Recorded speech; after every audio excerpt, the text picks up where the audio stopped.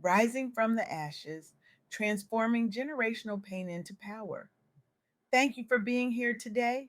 I'm truly honored to stand before you to share what I've learned from one of the most transformative conversations of my life. Recently, I had the privilege of sitting down with Sharita Myles, a visionary whose work in healing generational trauma has quite literally changed thousands of lives. Sharita isn't just a thought leader, she's a soul healer who walks between worlds, the world of ancestral wisdom and modern resilience, the space between our deepest wounds and our highest potential. Her insights have sparked movements of healing across communities that have historically been denied the very language to name their pain.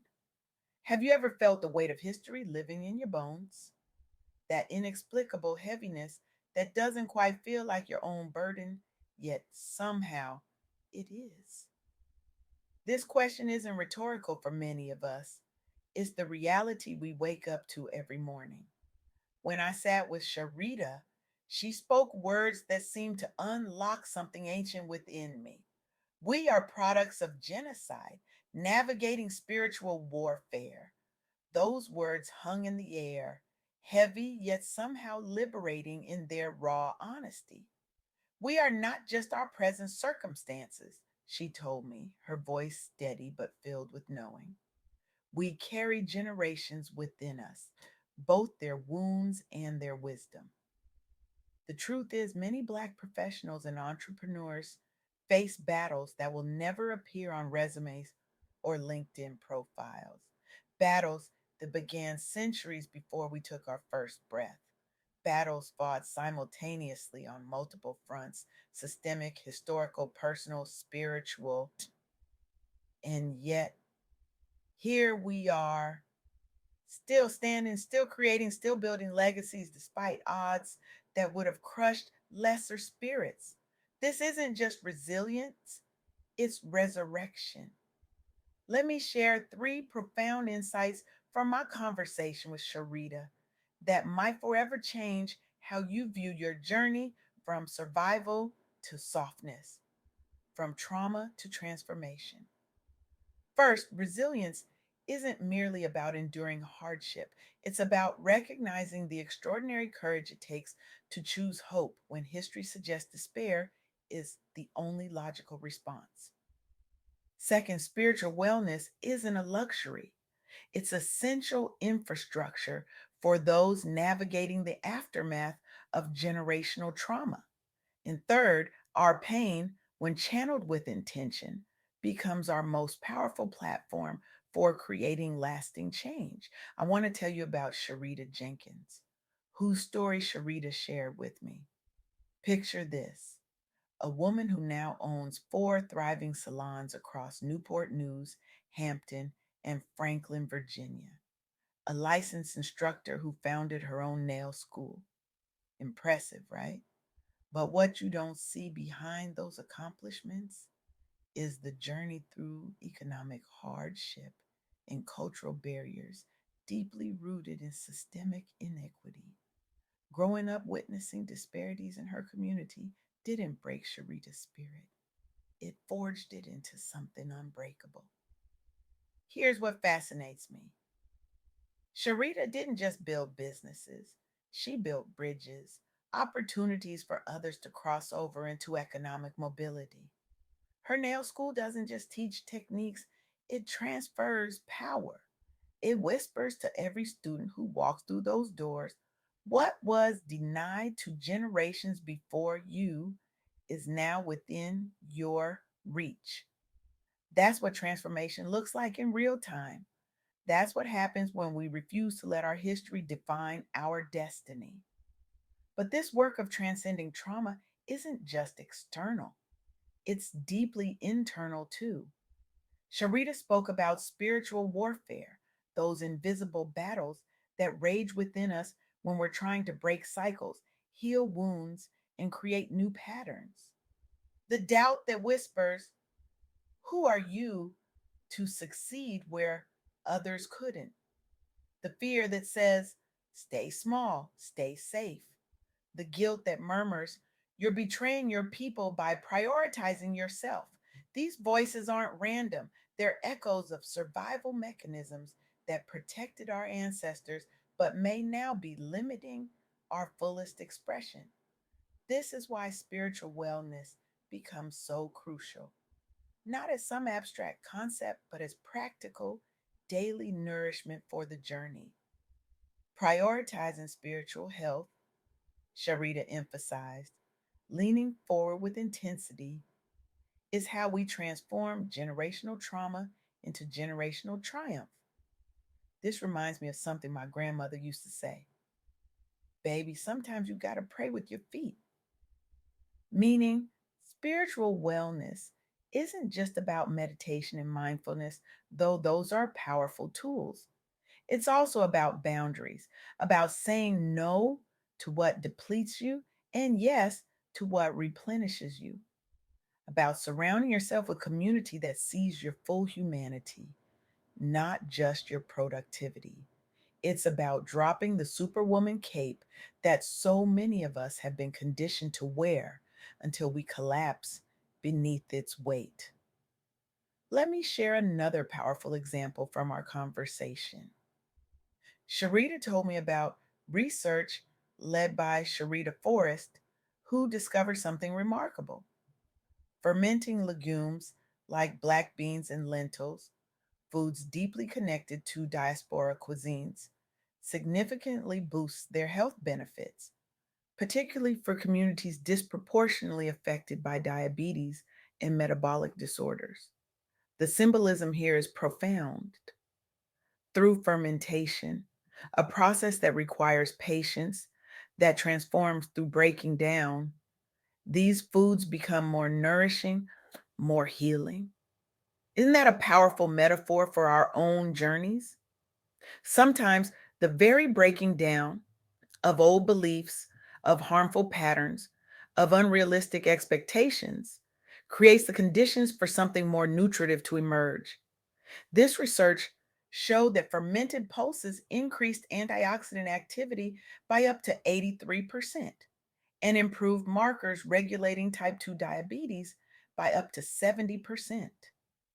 But beyond the impressive numbers lies a deeper truth. Reclaiming ancestral wisdom as a pathway to healing. For communities that have experienced historical trauma, food isn't just sustenance, it's story, it's memory, it's connection to what was lost and what remains. By enhancing traditional foods through science, this research honors heritage while creating healthier futures. This is what turning pain into purpose looks like. It's taking what hurt us and transforming it into what heals us. And speaking of transformation, let's talk about wealth, not just financial wealth, though that matters tremendously, but the wealth of knowing your worth in a world that has historically undervalued Black women's contributions. Sharita shared the story of Sharita Green, an entrepreneur thriving in financial services despite well documented barriers that Black women face in accessing capital, receiving fair compensation, and building generational wealth. What struck me most was how Sharita Green uses social media not just as a branding tool, but as a vehicle for demystifying financial literacy. She's creating community around conversations that have historically excluded people who look like us. Adulting is all about the paper, she often reminds her followers. But behind that straightforward statement lies a revolutionary act, normalizing prosperity for those who've been told explicitly or implicitly that it wasn't meant for them. This work of financial empowerment isn't separate from spiritual warfare, it's part of it. Because economic systems weren't designed with our liberation in mind, every act of financial self determination becomes an act of resistance. When Sharita Myles and I discussed these stories, a common thread emerged. The transformation from surviving to thriving requires both internal and external work. It requires healing personal wounds while simultaneously creating systems that don't inflict new ones. It requires softness, not as weakness, but as revolutionary self care in the world that expects Black women to be endlessly strong, endlessly giving, endlessly resilient. The truth is, resilience shouldn't be our only inheritance. Joy should be too. Rest should be too. Peace should be too. As I reflect on my conversation with Sharita, I'm reminded of Audre Lorde's words: caring for myself is not self indulgence, it is self preservation, and that is an act of political warfare. For Black women navigating the aftermath of historical trauma while creating new possibilities, embracing softness, allowing ourselves to be vulnerable, to rest, to prioritize our well being, isn't just personal care, it's ancestral justice. So, where do we go from here? I want you to leave this talk today with your soul on fire, not just inspired, but ignited with purpose. Because understanding the weight of generational trauma is only half the journey. What matters is what we do with that understanding. I challenge you to become an alchemist in your own life, to look at the lead of your inherited pain and begin the sacred work of transforming it into gold. This isn't about toxic positivity or denying the reality of suffering. It's about refusing to let suffering have the final word. When you walk out these doors today, I want you to make three commitments. First, commit to excavating your own story with compassion. Dig into those family narratives, the spoken and unspoken ones. Name the patterns. Honor the resilience, but also identify what needs to be healed, what needs to be released, what needs to be transformed. Second, commit to one daily practice that nurtures your spiritual well being, whether that's meditation, prayer, journaling, movement, or simply conscious breathing. Find what feeds your soul and make it non negotiable. Third, and perhaps most importantly, commit to creating spaces where others can do this work too. Because healing in isolation is possible, but healing in community is transformative. The legacy of generational trauma is real, but so is the legacy of generational healing. And that legacy begins with each of us making the radical choice to transform our pain into power, our wounds into wisdom, our survival into sovereignty. As Sharita Myles so powerfully reminded me, we are not just descendants of those who survived, we are ancestors in the making. And the future generations are counting on us to heal what wasn't healed before. The ashes of our past do not define us.